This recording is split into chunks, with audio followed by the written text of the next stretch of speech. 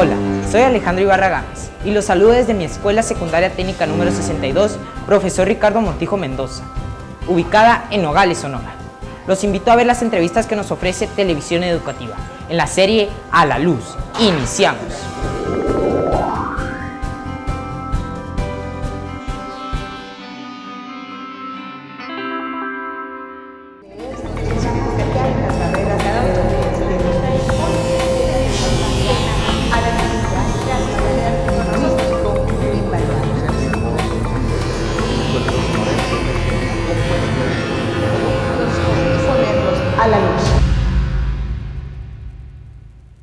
Estamos en Televisión Educativa y usted está en el programa A la Luz. Mire, hoy vamos a poner sobre la mesa un tema sumamente interesante que es el problema del lenguaje.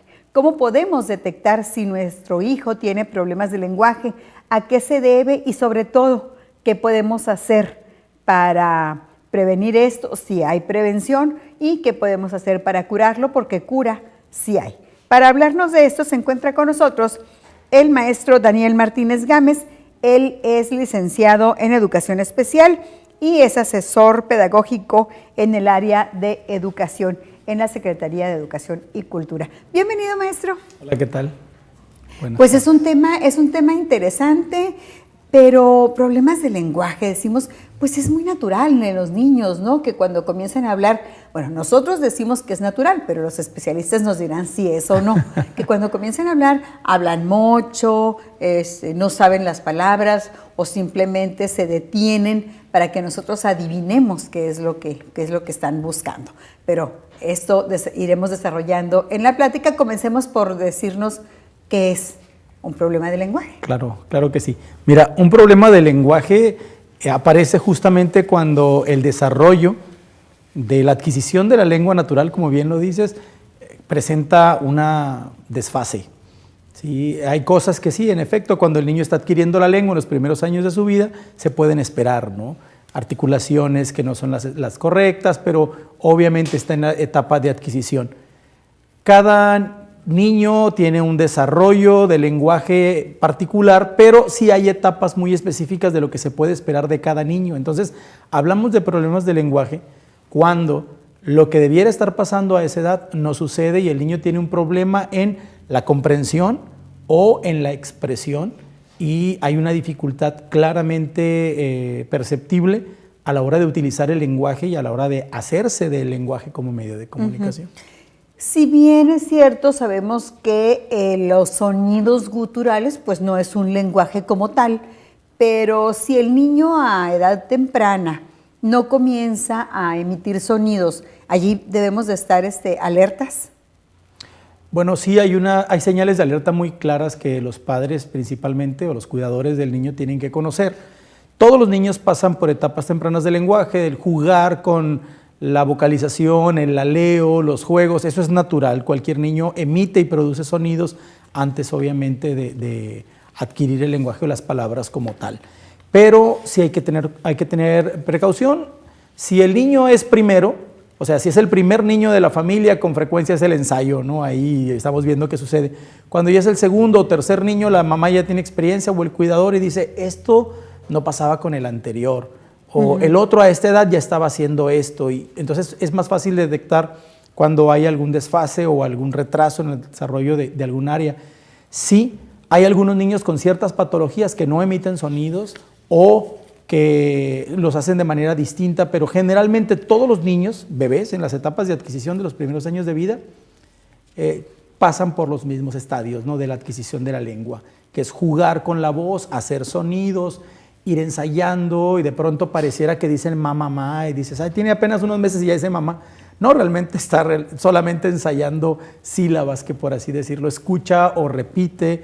Entonces no podemos decir que la falta del aleo o de los sonidos que puede emitir un niño puedan ser una señal todavía clara de problema de lenguaje. Los problemas de lenguaje se dan más adelante, cuando ya los niños están adquiriendo de manera constante el lenguaje para comunicar. Al año de vida un niño ya tendría que estar diciendo una palabra consciente, por ejemplo, ¿no? Papá o bibi o leche o alguno, no correctamente articulada. pero me refiero a que ya consciente de que aquello que está diciendo significa algo. Entonces, sucede que hay que estar pendientes en los primeros momentos de vida también, aunque no es tan fácil todavía descubrir un problema de lenguaje. A veces, y sobre todo usted bien lo decía, cuando son madres primerizas, pues se preocupan mucho porque dice, es que mi niño todavía no dice mamá, mi niño todavía no dice papá, debe tener algún problema. A veces es que pues todavía no es tiempo, pero cuando ya se presenta un problema de lenguaje, ¿qué lo causa, maestro? Las causas son múltiples. Hay muchas razones por las cuales un niño puede presentar problemas de lenguaje. Las principales pues pueden ser algunas discapacidades van determinando problemas de lenguaje, pueden ser asuntos genéticos, pueden ser algunas patologías también. Estamos hablando de situaciones sensitivas, por ejemplo, un niño con una pérdida auditiva va a tener un problema de lenguaje, un problema en la adquisición de lenguaje, dependiendo del grado de su pérdida auditiva, el niño va a adquirir más o menos la habilidad de lenguaje oral. Un niño ciego, aunque su problema no es auditivo, también presenta problemas en la adquisición de la lengua oral, por razones de percepción, obviamente, y de interiorización de la lengua. Algunas discapacidades intelectuales, algunos síndromes como el síndrome de Down, entre otros, tienen algunas consecuencias en el lenguaje. Hay otras situaciones, por ejemplo, aspectos emocionales o situaciones socioculturales, pueden también determinar más adelante situaciones que se pueden reflejar en la adquisición de la lengua. Como, ¿cuál sería una de esas cuestiones socioculturales? Que no estuviera en un ambiente donde pues escuchara muchas voces, muchos sonidos. Hay teóricos que dicen que no influye, obviamente, que un niño que tiene salud puede desarrollar la lengua de manera natural en condiciones óptimas, ¿no? Los innatistas como Chomsky. Pero sí se ha detectado que cuando los niños están privados de la lengua, que no tienen un ambiente rico en donde puedan socializar y trabajar, hermanitos, por ejemplo, que no haya vecinos o madres sobreprotectoras que tienen al niño siempre aislado, pues obviamente sí se presentan algunos problemas en el desarrollo del lenguaje, en algunos de las áreas del lenguaje, en algunos de los aspectos, porque es importante decirlo, los problemas del lenguaje son de muchas índoles, son de comprensión, son de producción. La lectoescritura también entra como un problema de lenguaje, pero a la hora de la adquisición de la lengua es importante reconocer no nada más las etapas que los niños deben de seguir de manera regular, sino también las estructuras del lenguaje, por ejemplo, lo fonético, que es lo articulatorio, el que puedas decir en vez de R o RUS, que sepas cómo articular los fonemas, que son simplemente punto y modo de articulación, y son los que se notan más y los más fáciles de corregir con terapia. Pero luego tenemos niños que tienen problemas semánticos en la semanticidad, niños que tienen problemas pragmáticos en el uso de la lengua. Entonces ya se tiene que conocer también cómo está constituido el lenguaje, sus niveles, para poder decir, este niño, por ejemplo, un niño con autismo, no tiene la mayoría de ellos problemas en la articulación como tal. Pueden articular perfectamente las palabras, pero su problema es pragmático. De pronto te dicen una oración fuera de contexto. No estamos hablando de los pollitos amarillos y ellos dicen, por ejemplo, algo de los pollitos amarillos, que no viene al caso. Entonces es un problema de lenguaje relacionado con la pragmática, no con la articulación. Entonces hay que conocer cómo está constituido el lenguaje para poder determinar cómo intervenir. Y aquí hay que estar muy pendientes en las etapas que el niño va viviendo y va superando, ¿no? Porque si en los primeros meses de vida del niño, pues supongo que nos vamos a sentir muy felices y nos vamos a conformar con que el niño diga mamá o papá. Así es. Pero si ya el niño tiene 1 año o 2 años, pues yo creo que aquí es donde comienza la verdadera preocupación. Exactamente, lo que decías. Hay mamás que esperan que los niños desarrollen muy rápido ciertas habilidades lingüísticas, pero está también la otra parte, ¿no? Tenemos casos de niños que cuando llegan con nosotros los especialistas nos damos cuenta que tienen un retraso en la adquisición de la lengua y los argumentos de muchos papás es que así era mi esposo, es que me dice mi suegra que él también habló como hasta los 4. Entonces hay muchos argumentos en pro y en contra de lo importante es saber el desarrollo regular, cómo se debe llevar y si el niño tiene un desfase marcado, intervenir. Ir rápidamente con un especialista para que pueda hacer una evaluación del lenguaje y que te determinen si es un asunto de desarrollo de lengua regular, porque como decíamos al principio, los niños en los primeros años están adquiriendo y obviamente están perfeccionando su forma de comunicarse, pero hay situaciones que son muy interesantes. Si el niño tiene 1 año y medio, 2, y no ha dicho 1 ni 2 palabras conscientes, cuidado, algo está pasando. Si el niño solamente emite ruidos y señala todo, cuidado, algo puede estar sucediendo. Si tiene 3 años y todavía no estructura oraciones de 2, 3 palabras, cuidado. Entonces hay señales que tenemos que ir viendo y obviamente tenemos que conocer el desarrollo regular de la adquisición de la lengua para poder determinar si hay un retraso en el desarrollo o si hay una situación que esté determinando el problema del lenguaje como tal. En algunos casos sí nos ha tocado verlos en el salón de clases. El alumno no es que le falte léxico, no es que no pueda emitir palabras, pero hay un mutismo total. Se limita a que le adivinen lo que quieren. Conocí muy de cerca el caso de una niña que ya teniendo 7 años se paraba frente al garrafón del agua, por ejemplo, y hacía así. Claro. Pero hablaba, curiosamente, cuando salía a recreo platicaba. Entonces, ¿este es problema psicológico? ¿Es problema...? Bueno, es arriesgado tratar de dar un diagnóstico de esa manera. Es importante cuando se presenta una situación como esta, pues que un especialista observe, tenga una evaluación seria, pero sí, con frecuencia los niños, cuando se trata de un mutismo selectivo que le llaman, tiene un factor psicológico muy interesante. Cuando los niños deciden enmudecer, cuando no tienen una discapacidad auditiva, por ejemplo, no son sordos, han tenido un desarrollo de lenguaje regular y de pronto un día dejan de hablar, casi siempre es una cuestión psicológica. Es importante trabajar de la mano con un psicólogo y con el terapeuta para poder dar apoyo a esos niños. Lo mismo pasa, por ejemplo, con la disfemia, ¿no? Así se le llama a los niños que son tartamudos. Ajá. La tartajofemia o el niño con disfemia, generalmente ese es un problema que es de lenguaje, pero está determinado por una situación psicológica. Entonces, el tratamiento y el apoyo tienen que ir de la mano. Psicólogo para trabajar asuntos de relajación y confianza y maestro de terapia de lenguaje para poder ayudar al niño en la articulación correcta. Muy bien. Hacemos una pausa en este momento, maestro, y ahorita que regresemos seguimos platicando de cuáles son y quién los trata directamente los problemas del lenguaje. Claro que sí. Quédese usted con nosotros, estamos en Televisión Educativa.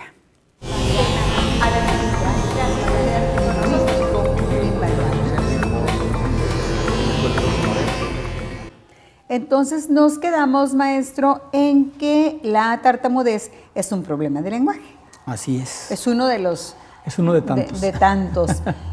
La dislexia también me estaba comentando, ¿no? La dislexia también es un problema de lenguaje. Obviamente se ve más reflejado cuando se trata de la producción escrita, pero la dislexia tiene un componente de comprensión. Cuando a un niño que presenta dislexia tú le das opciones, por ejemplo, un sí, un no, un blanco, un negro, una izquierda, una derecha, batallan mucho para ubicar y para entender el lenguaje oral y obviamente para representarlo a nivel central y para producirlo. Cuando ya el niño está escribiendo vemos esos cambios, ¿no? De grafías, la D por la B, la Q por la P y algunas otras que tienen y de derecha a formas. Izquierda. Podría ser también, entonces que faltan letras o están inversas, en fin, invertidas, perdón. El asunto es que tiene un componente de lenguaje muy fuerte, la dislexia también, a nivel de comprensión y a nivel de producción, escrita principalmente. Usted nos hablaba de más. ¿Qué otro, maestro? Tenemos otros. Tenemos el más común, que es el trastorno mixto, ¿no? Generalizado del lenguaje, que son niños que parece que no comprenden las instrucciones o que no son capaces de producir alguna oración coherente o inteligible. Y es importante, pues, obviamente, cada vez que se pueda presentar alguna situación de lenguaje, es bien importante decirlo. Los padres de familia, aunque no sean lingüistas o tengan estudios profundos, pronto pueden decir, algo pasa. Detecto que el niño habla mal, es lo que comúnmente decimos, ¿no? Habla mal, ya sea porque articula mal o estructura mal. Pero esas señales que tenemos rápidamente, que están desfasadas con la edad del menor, es importante que acudamos con especialistas para que se haga una evaluación del lenguaje. ¿Cuándo sabemos cómo llevarlo con el especialista? O más bien, ¿cuándo debemos llevarlo con el especialista al niño? Porque a veces un diente sobre otro, el frenillo y todo eso puede producir un problema de lenguaje, pero cuando ya es otra cosa que no es algo tan sencillo como que le vamos a sacar el diente y se le va a normalizar el lenguaje. Sí, bueno, hay asuntos orgánicos como lo dices, ¿no? Una pieza dental, el frenillo corto, que quirúrgicamente o con una cirugía se puede resolver, pero cuando tenemos problemas en el desarrollo de la adquisición de la lengua, ¿cuándo nos podemos dar cuenta? Tendremos que conocer, como decíamos al principio, cuáles son las etapas por las que un niño regular pasa. Si está muy retrasado o desfasado, es momento de llevarlo. Pero también con frecuencia es importante darnos cuenta que a los niños les ocasiona estrés y problema el no poder producir o el no poder entender el lenguaje. Es como maestros, preescolares principalmente, o maestros de los primeros años de primaria, y los padres, observar. Cuando detectamos que un niño presenta un desfase en el desarrollo de la lengua, y también cuando vemos que él se frustra por no poder hacerlo, hablarlo bien, decirlo bien o estructurar lo que está pensando bien, es importante llevarlo para poder, entre más temprano sea la intervención, obviamente los resultados son mejores. ¿Es el foniatra o quién es el especialista que atiende al niño? No, el foniatra se encarga de asuntos de voz, por ejemplo, Ajá. cuando son asuntos como disfonías, que el niño se quede ronco, cuando nos quedamos roncos con frecuencia, cuando tenemos problemas de voz, de volumen. Pero cuando tenemos un problema de lenguaje, hay especialistas en lenguaje, terapeutas de lenguaje específicos para intervenir con el niño y obviamente primero hacer una evaluación. Uh-huh. Esto es bien importante porque a veces no le damos la importancia que realmente tiene el que el niño hable mucho, hable mal, se retraiga, no quiera platicar con sus amiguitos o con su maestro. Y le decimos, no, es que es tímido. Ya se le quitará. Ya se le quitará. O es que le gusta tartamudear, se le pega. Pero así era su abuelo, no hay problema. Claro. No, es importante hacerlo pronto. Una razón es que una correcta adquisición de la lengua te permite no tanto comprenderla, sino producirla, y obviamente vas a evitar problemas más adelante de comprensión y obviamente problemas académicos que puedan surgir por la falta de una intervención temprana. Es importante que se resuelvan los problemas pronto porque evitas que el niño tenga un problema social. Con frecuencia es importante llevarlo con un especialista, pero si puedes ir a un lugar a donde haya un equipo de especialistas, lo decíamos hace rato, puede que el problema sea médico, puede que el problema sea psicológico, que también, o puede que el problema sea totalmente articulatorio. Entonces, si hay un terapeuta, un pediatra, un foniatra, o también una persona que pueda ayudarnos, un psicólogo, para hacer un diagnóstico más integral, pues es lo mejor que se puede hacer. Uh-huh. Y antes de llevarlo o en cuanto se detecte este problema en el aula, por ejemplo, ajá, ¿qué puede hacer el docente para apoyar al niño en tanto la familia pues busca un especialista? Por supuesto. Los apoyos en el aula son muy importantes. El maestro tiene que acercarse al niño, obviamente tiene que sentarlo cerca en el espacio, tiene que aprender a hablar con él. A veces un niño con problemas de lenguaje, instrucciones muy estructuradas no las comprende.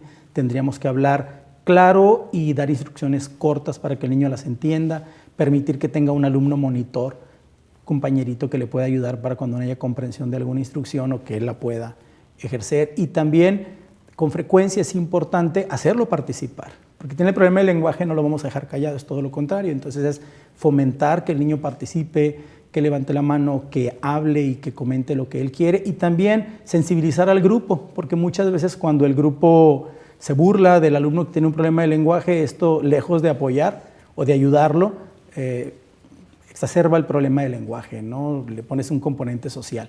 Entonces es importante sensibilizar a los compañeros y explicarles, ¿no?, que tenemos un compañero pues, que necesita apoyo, y de esa manera poder hacer actividades grupales también para que los demás se sumen en el apoyo que está llevando el niño en el salón, que puede ser antes o durante la terapia que está llevando extraescuela. Los apoyos se tienen que seguir dando en el salón de clases. A veces el problema no es tanto en el salón de clase porque el docente, el maestro frente a grupo, detecta y trabaja porque sabe todo esto. Uh-huh. Se ha capacitado, ha tomado cursos, ya ve que cada vez más los docentes frente a grupo pues están más preparados para detectar cualquier tipo de problema, así en especial el de lenguaje. A veces el problema, maestro, es la familia. El docente pues tiene que llamar a los padres de familia, explicarles la situación, claro, del niño, pero aquí la familia a veces tarda, por lo que decíamos hace, ajá, rato, de que no, ya se le va a pasar. Claro. Bueno, es importante tener contacto con la familia también y explicarle la importancia de una intervención temprana. Yo sé que este programa lo ven también muchas madres de familia y muchos padres, pues hacer conciencia en ellos de la importancia de intervenir de manera temprana. Podemos evitarle al niño muchos malos momentos dentro del aula y también en la sociedad, y hacer conciencia a las madres de que un sano desarrollo del lenguaje también determina una buena socialización y, por supuesto, pues garantiza un éxito académico más adelante también. Uh-huh. En la dirección donde usted está, maestro, están trabajando con docentes y con futuros docentes. Así es. ¿Y qué es lo que están trabajando en especial en este tipo de Bueno, cuestiones? las escuelas focalizan los problemas que tienen ahora con la autonomía curricular que tienen las escuelas, hacen un diagnóstico y determinan si entre los alumnos que ellos tienen alumnos que presenten alguna discapacidad o alguna condición como esta, ¿no? De un problema de lenguaje. Entonces, con frecuencia nos invitan a dar una charla, a dar una capacitación, o a padres o a los docentes también. Existe un curso de capacitación sobre inclusión educativa y estrategias para trabajar con los niños que presentan alguna discapacidad. Algunas escuelas el año pasado lo llevaron, este año otro tanto de escuelas lo están solicitando, y es un curso que tiene validez oficial y dura muchas horas, y acercamos a los docentes de las escuelas a estrategias específicas para trabajar en el aula con la familia y directamente con el alumno que presente alguna condición, como el problema del lenguaje, entre otras. Sí me gustaría, maestro, que hiciera algunas recomendaciones así de manera sencilla, tanto para padres de familia como para profesores. Claro que sí. En casa es muy sencillo. Acerquen a los niños espacios y tiempos, determinen un tiempo en casa para leer con los niños, para contar historias, para utilizar la lengua oral como herramienta como de uso diario. Platicando, hace poco platicaba con una maestra y me decía ella, yo ya no le pregunto a mi niño cómo te fue porque me contesta bien mal y ya no dice más. Y dice, tengo una estrategia muy interesante. Ahora le pregunta, ¿pasó algo en la escuela que te hizo sentir muy contento hoy? Y entonces el niño se suelta platicando lo que le sucedió. Entonces tenemos que, como padres, tener estrategias para hacer que los niños nos cuenten, nos relaten, nos digan y obviamente escucharlos. Es importante dar un tiempo para la retroalimentación y la socialización, ya sea a la hora de la comida o en otro momento, y también cuando se está acercando el niño al reconocimiento, cuando es muy pequeño, pues además de los cantos, los juegos, de estimularlo lingüísticamente, también es importante que en casa tengamos material didáctico, que podamos señalar las cosas cuando está adquiriendo la lectoescritura, poner los nombres de las cosas en algunos objetos de casa, es una recomendación interesante. Y bueno, en casa obviamente fomentar el trabajo, si tiene hermanos, fomentar el trabajo en casa con los hermanos, que puedan ayudar, platicar, narrar. En la escuela los maestros tienen obviamente muchas actividades que pueden llevar a cabo. Es importante organizar actividades en las que el niño participe. Es importante, como decía hace rato, poner un alumno o alumnos que sean monitores o acompañantes. Es importante también no poner al niño en situaciones de estrés, hacerlo participar hasta donde él pueda por lo pronto. Y, por supuesto, conocer el diagnóstico que el especialista haya dado del alumno y las recomendaciones que el especialista pueda hacer. Y algo que usted ya lo decía en el transcurso de esta plática, a lo mejor no de manera tan coloquial, como lo voy a decir, pero ahí estaba. No reírse del niño cuando comete algún problema, cuando repite la palabra, cuando comete algún error al estar hablando, porque a veces, ay, mira cómo dijo, y la misma ignorancia nos hace, pues... Claro, un ambiente de confianza en el aula hace que todo sea mejor, ¿no? Invitas al alumno a que exprese, a que lo diga, aunque él sabe que lo está articulando o diciendo mal, lo invitas a él, sabe que no va a haber problema, sus compañeros ya saben cuál es la situación del niño, entonces crear confianza en el grupo y obviamente planificar actividades en donde el niño pueda participar a través del lenguaje, ¿no? Como narrar, contar, participar para que él pueda hacer uso de la lengua en un contexto real. Qué efectivo era aquello que hacían los abuelos, ¿verdad? Les contaban una historia y luego le pedían al niño que la repitiera y la iban, y la iban haciendo más grande o terminaba otra historia totalmente diferente. Qué interesante. Recientemente, hace un par de días, trabajaba con unos niños esta actividad Y el recuento no solamente te ayuda para evaluar la memoria que puede tener el niño de la historia que acaba de escuchar. No, tiene fines lingüísticos mucho más interesantes. Cuando uno recuenta una historia, lo hace simplemente en otros tiempos verbales. Ya no estás hablando en los tiempos verbales que el cuento como tal se leyó. Entonces, sí hay mucho más componente lingüístico muy interesante que revisar cuando le pedimos al niño que nos recuente la historia o nos diga en sus palabras o parafrasee lo que acaba de escuchar. Qué bueno que lo comenta, es una actividad muy ilustrativa para el tema y obviamente muy provechosa para todos. Y que lo podemos hacer en casa mientras Seguro. el niño se duerme o mientras estamos lavando los platos o estamos haciendo cualquier otra actividad. Seguro. Maestro, muchísimas gracias. Un placer. Gracias a usted. Recuerde, aquí en Televisión Educativa la cita es dentro de 8 días.